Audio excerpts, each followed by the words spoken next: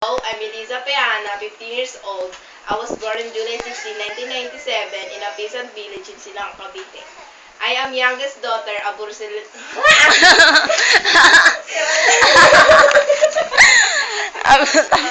Di ko kasi mabasa. Hello, I'm Eliza Plejana, 15 years old. I was born on July 16, 1997 in a peasant village in Silang, Cavite. I am a youngest daughter of Roselyn Montaliana from Oras Eastern Samar and Emilio Pejana from Barangay Basiao in Bohol. My mother was a single while my father is a businessman.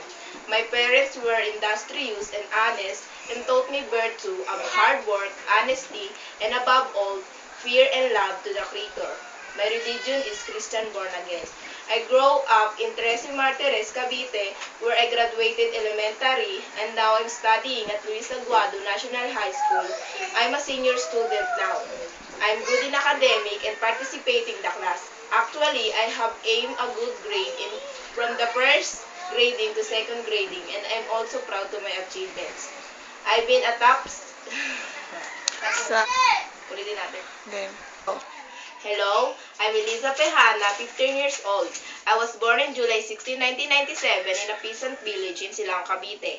I am a youngest daughter of Roselyn Montaliana from Oras Eastern Samar and Emilio Pejana from Barangay in Bohol.